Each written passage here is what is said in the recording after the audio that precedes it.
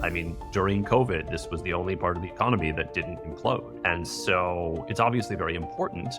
And there's huge scope to make it more productive. You want to solve malnutrition, give people eggs. They're great, highly accessible, inexpensive protein that you can fully digest. It's a game changer. There's not a country in the world that doesn't have activist government in some ways in their agricultural sector. Like, that doesn't exist. Let's give cash to farmers. Let's stop influencing their behavior in ways that we don't actually want to influence anymore. We need to fix that. We need to fix that fast, because India is missing out on the life sciences revolution because of this talent problem. You know, whenever you think you've won, you probably haven't. Whenever you think you've lost, you're probably wrong as well. Welcome back to Understanding VC. I'm your host, Rahul. Understanding VC is a perpetual MBA on a single subject, venture capital. Today, I'll be having an in-depth conversation with Mark Kahn on India's agriculture and food system while exploring the opportunities and challenges for agri and food tech startups in India. Mark is a co-founder and managing partner at Omnivore, an Agri Tech VC firm based in India, which pioneered Agri Tech investing in India, backing over 40 startups since 2011. Let's talk to him. Hi, Mark. Thank you so much for joining me today. Nice to be here, Rahul. So the reason why I wanted to talk to you is because I was looking at agriculture in India. Like, you notice that around 40 to 50% of the Indian workforce, total workforce, is in agriculture, but the contribution to the GDP is only 15%. So the productivity is not so great. But if you look at the total contribution in terms of like agriculture products, like a lot of these pulses or wheat, rice, we're either number one or number two in the world. And also around 50% of the land is cultivatable. So it feels like there is a lot of potential and India could essentially feed the world, but that's not happening. So why is this? Look, I mean, why is this? The answer is millennia of history.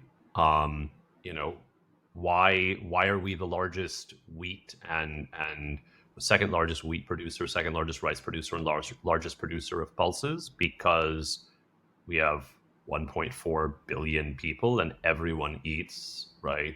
Dal, chawal, roti, right? Like, I mean, one of the great triumphs of the 20th century was the Green Revolution, right? Which obviously, before anyone lectures me in advance, yes, had externalities, yes, was not perfect.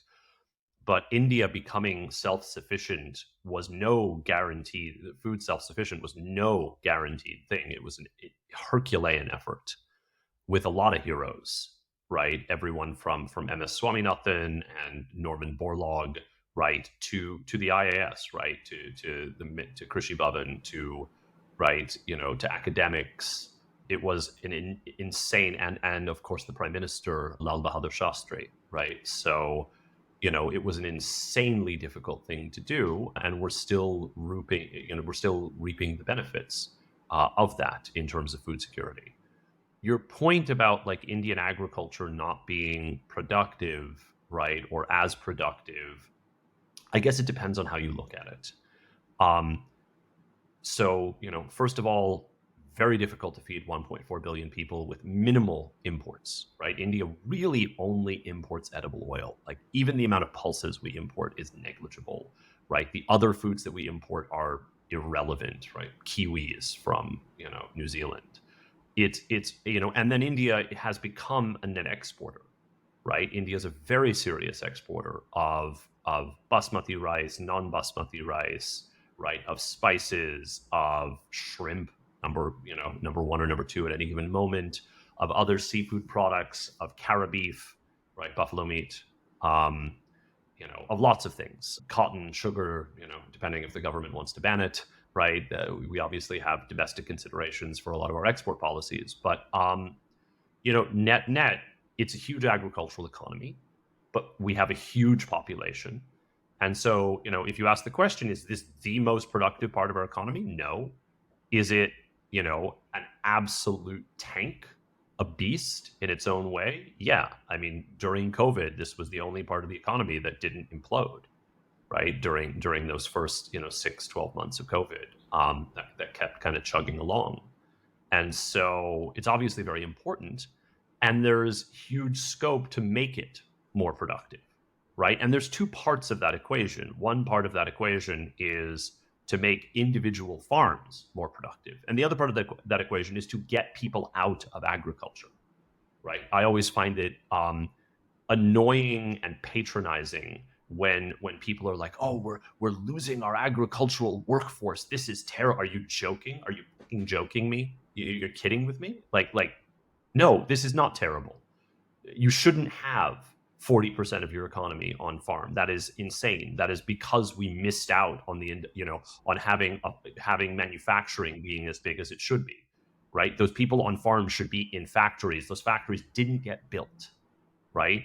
And so now, right, I feel like India is having another opportunity at that because of kind of people finding alternatives to China to get manufacturing right. And my hope is, right, that we should be losing, I don't know, 5 to 10% of people on farms every decade. And that's not a bad thing, right? If those people are finding good jobs in manufacturing, in services, right? Great, that's winning, right? And hopefully a lot of those manufacturing jobs are agri linked, right? If we can get food processing kicked off fully in this country, if we can get exporting kicked off fully and value addition, right, and the life sciences economy, then a lot of those jobs will be agri related jobs, but they will be manufacturing jobs. And yeah, I mean that's our hope anyway at Omnivore. Yeah. So one thing is to move people away from agriculture, and the second thing is to improve. You mentioned improving the productivity of the farm, right? So, from a tech investment perspective, what are the opportunities there? Lots. I mean, it's our perspective is really looking at these kind of, and we've talked about this before, four sort of big things that need to change in Indian ag, right? Farms need to become more profitable, farmers need to become more economically resilient, ag needs to be more sustainable, right? And we need to address this challenge of climate action. Um, there's innumerable things to work on, truly innumerable, right? There is helping the farmer produce more. There's helping him get paid more for what he produces or she produces. There's lowering their cost of inputs. There's lowering their cost of finance. All of those things combined can drive additional bottom line to this micro enterprise that we call a farm. And then there's a ton of other stuff, right? In terms of new innovations around sustainability, right? Breakthroughs in food processing and value added processing, material science. There's all sorts of stuff. Omnivore sort of wears kind of, I would describe it as a couple hats simultaneously, right? When I try to explain what we do to non-agri people, there are sort of six themes where we've been focusing on a lot these days, right? We've been focusing on agri platforms and marketplaces. That looks like the tech enabled stuff that other VC generalists back. Okay. We spend a lot of time Yeah. on rural fintech. That's a big theme for us. Um, and in that sense, we have a lot of fintech capabilities in terms of the Omnivore team. We do a bit of farm to consumer, right, at what we call F2C brands, akin to the kind of stuff that a Fireside or a DSG would back. Um, so you've got consumer VC focus within Omnivore. Then you have, right, climate deep tech, right? So we've done a ton of stuff in hardware and satellites and robots, remote sensing, all of that. Then you've got agri-food life sciences, and we're also doing a bunch of stuff right now. We just did Alt-M, and we're doing another deal in sustainable and novel materials. So material science is becoming something we're spending a lot of time with. So it's a real mix Yeah. between tech-enabled and digitization, fintech, consumer, deep tech, and life sciences. Yeah. And life sciences is something that you're a lot keen on. And you mentioned that there is not enough talent. So could you explain this a little bit more detail? When you say life science, are we talking about something like, uh, lab grown meat and things like that? Am I? I'm not. I'm very keen on a variety of life sciences, but I wouldn't say lab grown meat is one I'm especially bullish on. I've been sort of a voice in I won't say opposition to alt protein, because I think it's very relevant in the United States. I think it's very relevant in China. I don't think it's relevant in India. I don't think it makes any sense in an Indian context. I think it is a California copy paste, right? And if you look at India and say, okay, first of all, do we eat a lot of meat? No, we don't. We just don't. Objectively, we don't eat a lot of meat. Okay, even the non-vegetarians don't eat a lot of meat, right? It is. I try to describe vegetarianism in India as the default setting in the operating system of Indian society. Okay, I'm non-veg. I have lots of friends who are non-veg. Okay, do we mostly eat non-veg? No, we eat plenty of veg meals. Okay, right? There, sometimes I eat non-veg, but I don't eat it. It's India's kind of the non-veg population of India in the West would be called flexitarian. Okay, so the point is, in this mix, who's the customer for alt protein? Okay, it's definitely not the vegetarians, right? Give a Shakahari person something that tastes like hamburger, they don't want it. They've never grown up with that taste, right? And then for people that are non-veg, like if we're going to eat veg, we'll just have dal and rice, right? We don't need a meat analog. Yeah, but curious to understand, but there is still a challenge of lack of protein in the general Indian diet, right? That is sociocultural. You're not going to fix that. That is, if you want to ask why is there not enough protein in the Indian diet, so the first answer is vegetarianism.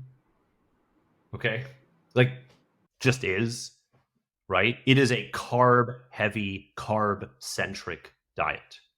Okay, like it's not salads and steaks, right? It's let me chuck carbs at everything, and they're delicious. Trust me, I love them.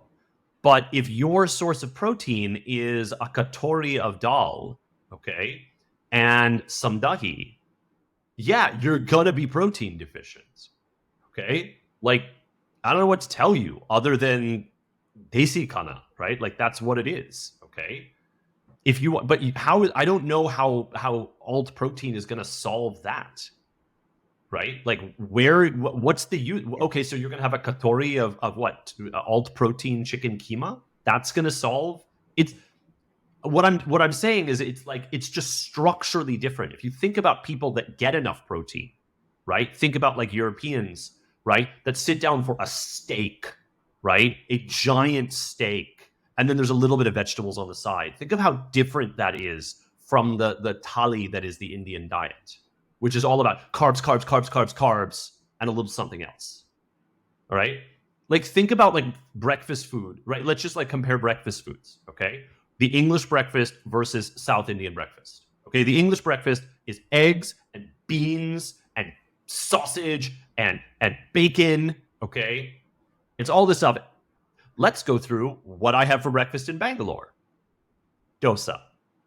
Okay? Idli. Vada. Wonderful, delicious stuff. It's all fucking carbohydrates.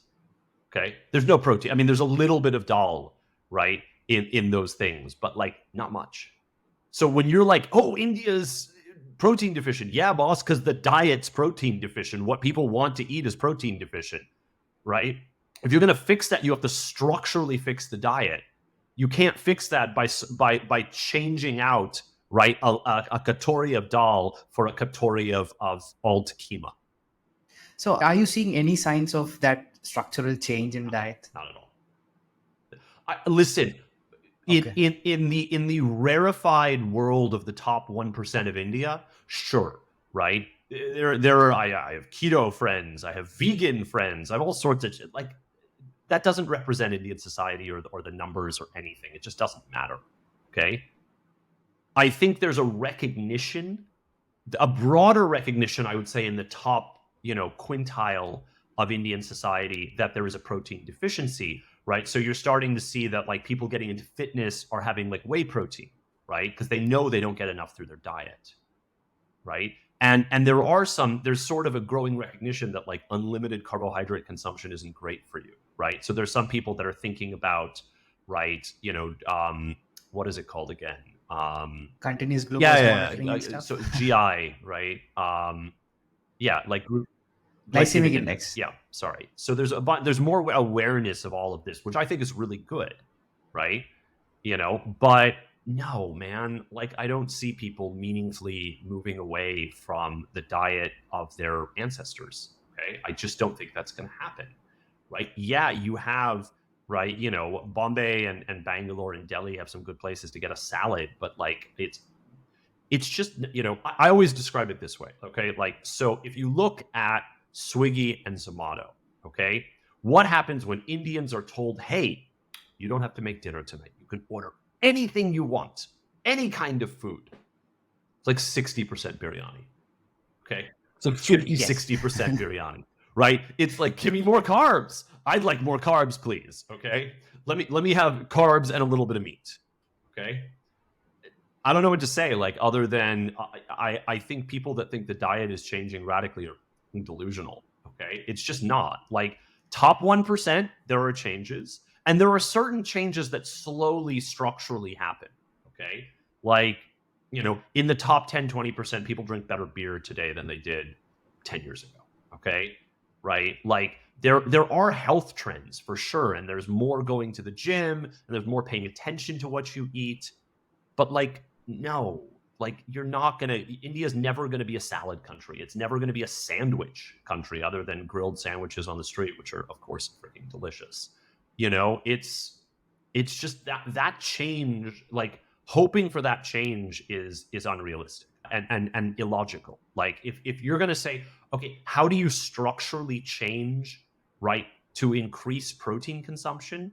You know what the greatest increase in protein consumption is in India over the last 5 decades? Eggs. Just eggs. Just the NECC. That's it. That's literally it. Okay. It was basically the NECC convincing vegetarian parents to give their children who do not eat eggs to give their children eggs. Okay. Massive social experiment, incredibly successful. Okay.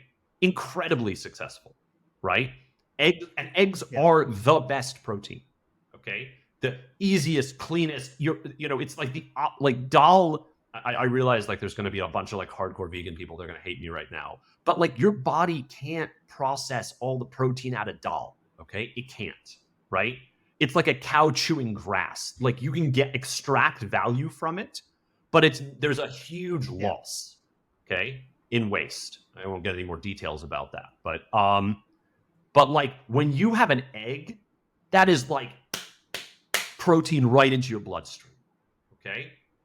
And so if you want to ask, like, what we could do, we can eat more eggs. Okay, like, be like the Parsis, eat more eggs. Okay, and by the way, that's also, I mean, there's a whole fight about Anganwadis, right, and the usage and whether they're veg or non-veg, or should children be given eggs? Yes, children should be given eggs. If you want to solve malnutrition, give people eggs. They're great, highly accessible, inexpensive protein that you can fully digest. It's a game changer, right?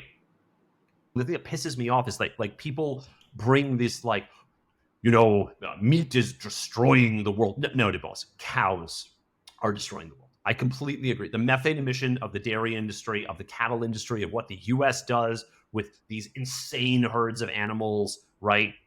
That's not efficient. Okay, it's not, right. The feed conversion ratio, right, of beef is terrible. But by the way, that's not what we're doing in India. Okay, we have chickens with 1.3, 1.4 FCR, right?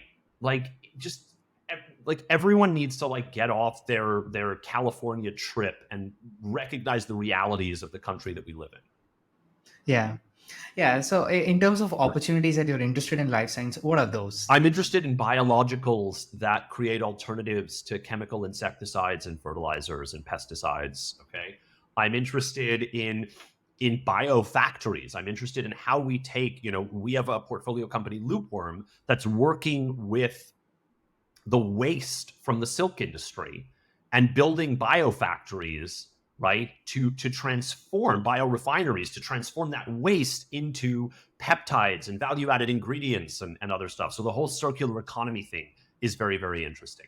I'm definitely interested in, in people that are creating solutions for food waste using, innovative biochemicals, right? Like there's all sorts of cool shit you could do.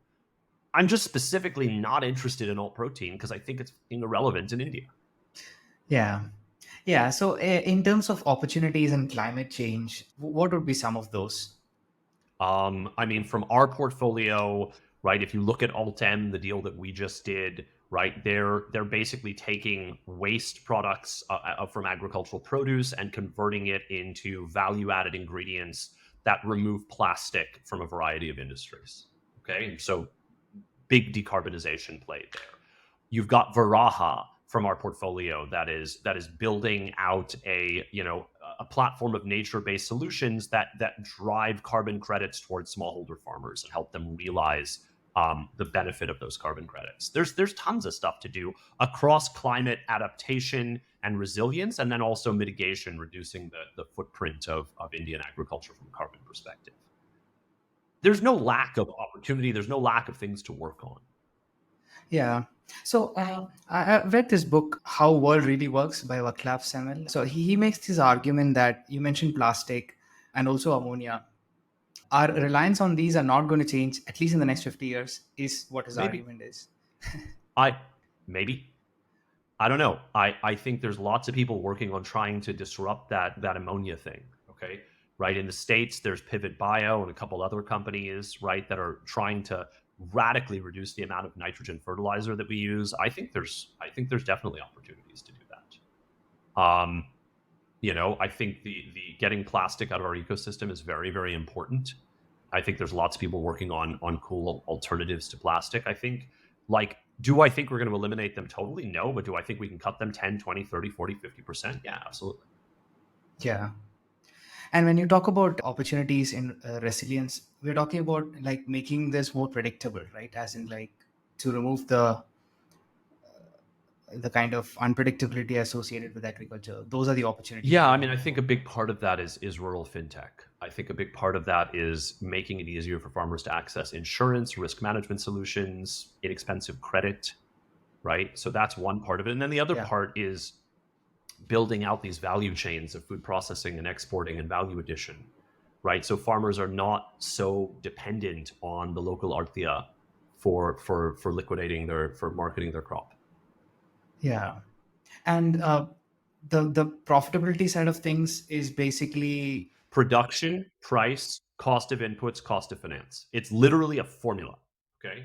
It's you just think of it as an income statement. Okay. Every farmer has an income statement. The top, the revenue, is volume times price per unit. So those are two levers you can play with.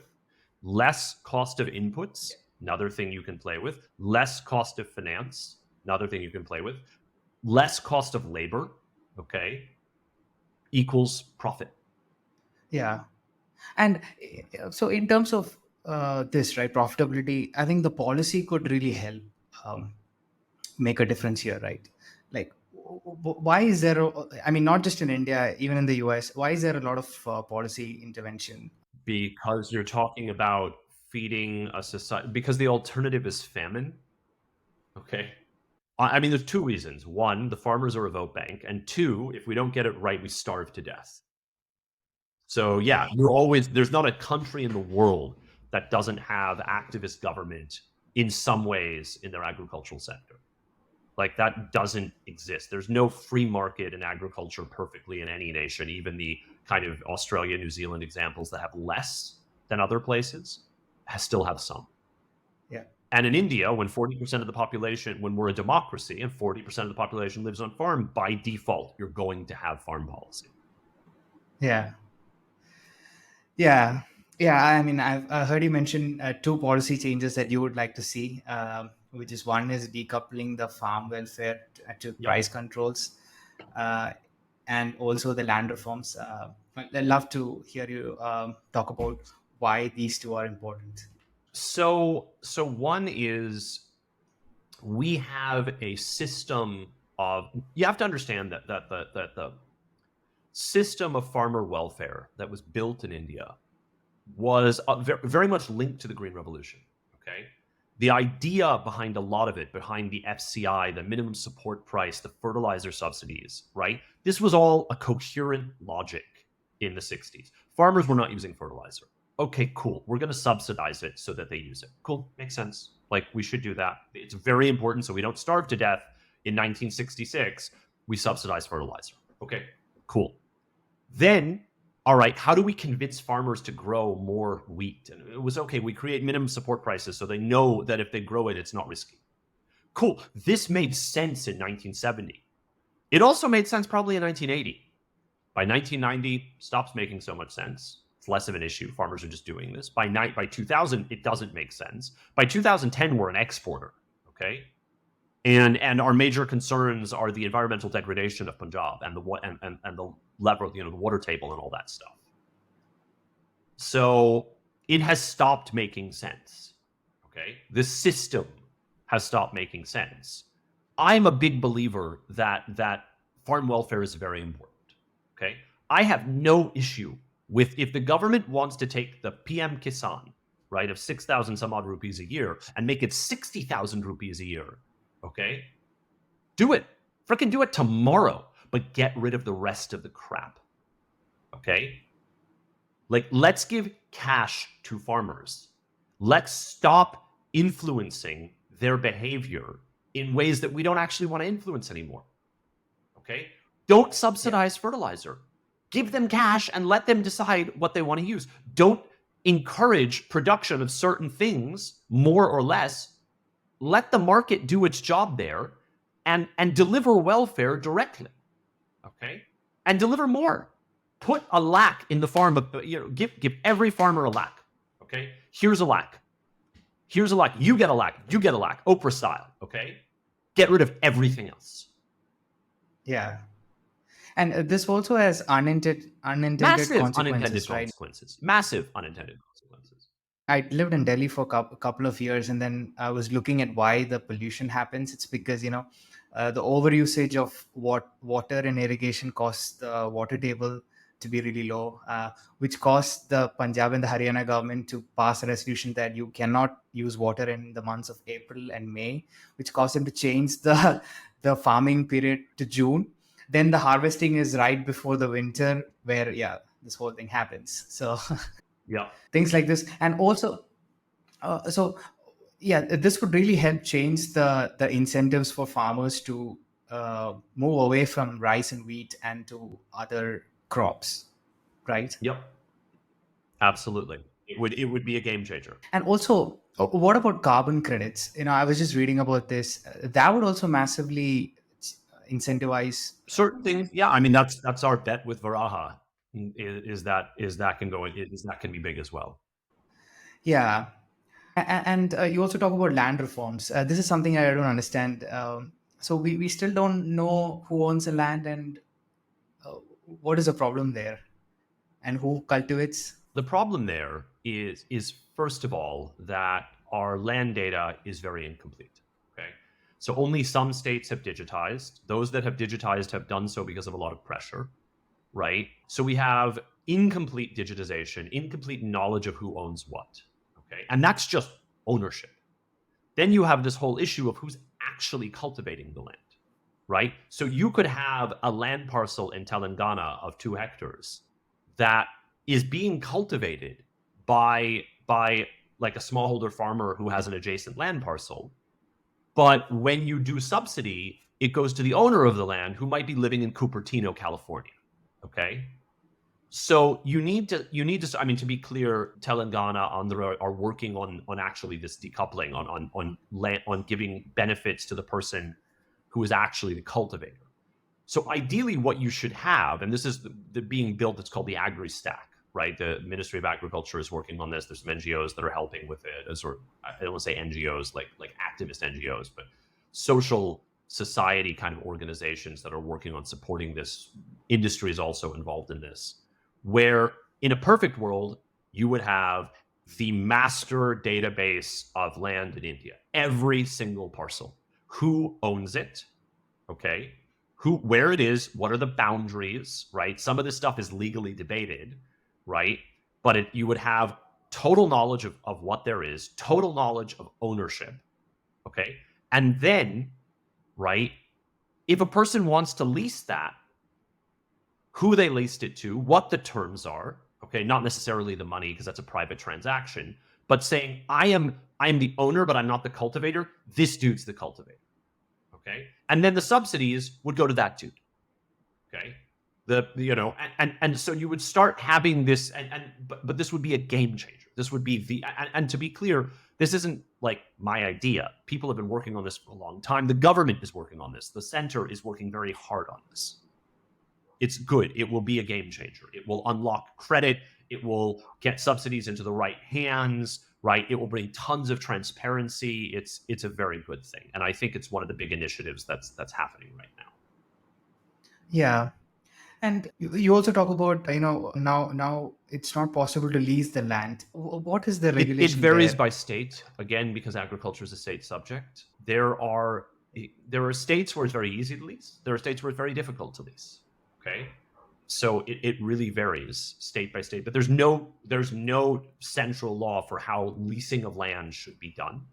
And lots of states make it very, very difficult. They also make it very difficult to sell land, right? You can only sell to a farmer. Karnataka has actually changed this. Karnataka has now said you can sell to whoever the hell you want. Okay.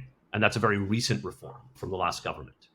But like it's this bizarre kind of over-regulated space, right? And I understand the purpose. The purpose was, the origin of this goes back to the 50s, right? And the attempt to like get rid of zamindari culture, right? To end the whole zamindari system, right? So that was a good thing. But like a lot of things, like, ending the zamindars in the 50s, the Green Revolution in the 60s, like it's been a long time. We can do new things now. Okay. So our problem in India now isn't zamindars. It's that the farm size is so small, it's borderline uneconomical. So actually, we want to start moving in the opposite direction. That doesn't mean people should be able to own 20,000 hectares, okay? But it does mean that maybe we don't need to be worried about too big farms. We need to be worried about too small farms. And one thing during the farm laws that I thought would be really useful was, there's this regulation which prevents warehousing or... Yeah, let's not get into the farm laws, yeah.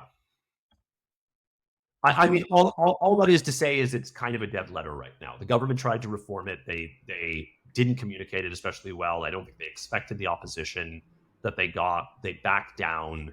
I hope they get... Those were all good laws. Those laws should all happen. But,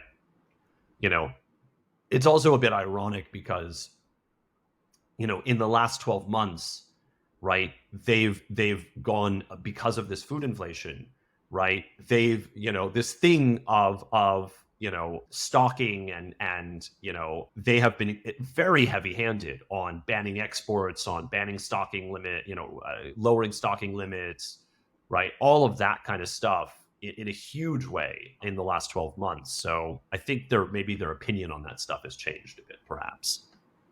Yeah.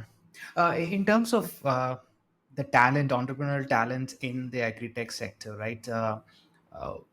So who are those founders? Are they somebody who's closer to the problem? I think what we largely see in our portfolio is that most of our founders grew up most of our founders are IIT, IIM, NIT, great work experience, but almost all of them grew up in rural India. There's not a lot of people that grew up in Malabar Hill that want to build an agri company. Yeah, it's not related. But you also make this argument that there is not enough talent in life sciences. Yeah, I mean, that's just a thing.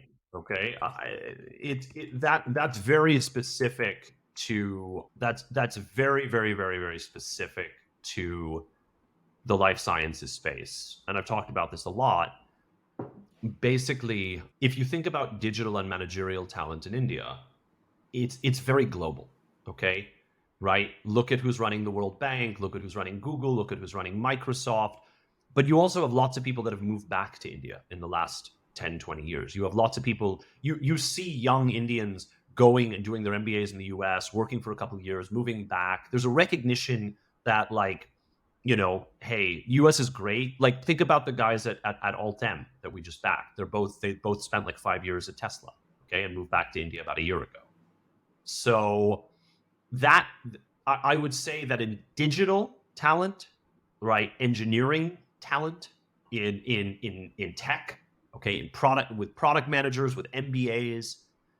The highway goes both ways, right? You have people. I'm not saying there are no expats in India. There's tiny expatriate population. So India is a net talent exporter, right? So it's not that like lots of Western talent comes to India. That's simply not true. Okay, but they see talent is very global in these spaces of industries, right?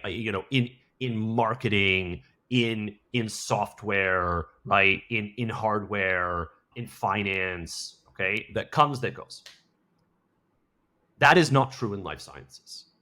It's not. Okay. First of all, nobody prefers staying in India. Almost no one prefers getting their PhD in India versus going abroad in life sciences. Okay. Unlike the IIM versus US MBA debate, which is like really a debate, right? Like that's actually like there are people who are like, no, I want this, but other people are like, no, IMC, IMB, IMA, like I don't need to go to HBS. Okay. So, but there's not a person in the world or maybe there's going to be some alum who's going to be like, no, I totally disagree with you. But like, if you have a choice between your PhD at the Indian Institute of Science or Oxford, most people are going to choose Oxford, okay, or Harvard, or Princeton, or Stanford, or whatever.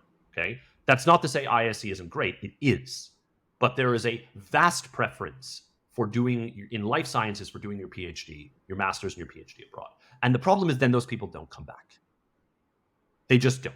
Right? It's like the IITs in the 70s and 80s where everyone went to the US. Okay? Literally everyone. IITs, 70s and 80s, everyone went to the US and UK. Okay? Very few people stayed in India. So that's what life sciences is still like. We need to fix that. We need to fix that fast. Because India is missing out on the life sciences revolution because of this talent problem. Okay. Well, one thing that you mentioned is that the lack of diverse business model in Agri Tech is one indicator of how nascent the sector is. So I'd love to know why you say that. Yeah, I mean, listen, we see a lot of people, people keep coming to us with I am going to buy Subzi from farmer and sell to, consumer. And it's just like, boss, this is not 5 years ago or 10 years ago. Like lots of people are doing this. It hasn't been very successful generally, hasn't been profitable. So I think we are more excited by things that are truly, truly disruptive rather than just taking venture capital dollars and recycling them through working capital. We don't necessarily think that's very interesting anymore. Okay. So what are roughly the business models that are interesting? Rural fintech, the stuff that I talked about, right? It's not, climate deep tech, agri-food life sciences, right? Sustainable materials, right? Platforms and marketplaces are still interesting, but there has to be more than just this notion of insane arbitrage between one point and another point. Because, by the way, you're just a glorified trader, okay? Like that's not actually that interesting or sustainable or profitable. Yeah. But this is something again that you've written somewhere. That you say that the business models are easy to understand for a retail investor, so which might make it interesting for a lot of IPO. I think so. I mean, I think there's going to be. I think a number of IPOs will happen in the next few years in the agri tech space. I'm quite bullish on that. Yeah. So, is there a lesson in agri tech that you've learned in the past that is not relevant anymore? A lesson from the past that is not relevant? Yeah. In what sense? Specific for agri tech. Something that you thought, for example, the opportunity of a domestic SaaS market in India, it was not a thing maybe 10 years ago. Sure. I think, yeah, I mean, I would say, we took a bet. We took our first biotech bet in 2013, a company called Barracks. We just sold it to Sumitomo a few weeks ago. Okay. We then waited till 2021 to take another biotech bet. Okay. Because for so long we just saw like there's no talent, no one's interested in funding this, right? Like investors don't get it, right? And now we feel like that's changed. There is an increasing amount of interest in the life sciences among the investor class in India. So we are doing lots and lots of life sciencey stuff now. But yeah, that was something that we had parked for a while because, man, it was really hard for barracks. And we're glad they got this amazing exit. It's great. But yeah, it was really, really hard. On domestic SaaS, I'm still skeptical about domestic SaaS. I think you can monetize through commerce, or you can monetize through finance. I don't think you can really monetize domestic SaaS especially well through subscriptions. Okay. So you think that smallholder farming can change farming? So we'd love to know why you think. I think we have smallholders, and I think those smallholders can be made much more profitable, much more sustainable, and much more, resilient. I don't think smallholders are going anywhere. I don't think that we're going to have, again, a zamindari system in India. I don't think we're going to go and have 20,000 hectare farms. But I think smallholder farmers, right, can be very productive. There's a lot of research on that. And I think that's what we should be going for. And I don't think that's going to change anytime soon. So we have to deal with reality rather than a fantasy. Yeah, I think growing up, I've learned that this will not achieve economies of scale, and plus also you cannot mechanize small farms. You absolutely can mechanize small farms. Mahindra's the largest tractor volume largest tractor seller by volume in the world, right?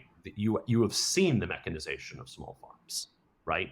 It doesn't mean the small farmer owns the equipment, right? You could have a village level entrepreneur own the equipment.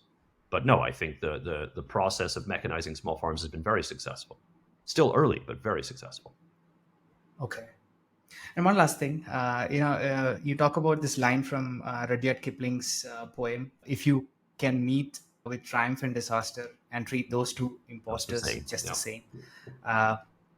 Yeah, I mean, my interpretation of this is a perfect analogy for early stage venture, because it's very difficult to predict what is going to turn out to be big.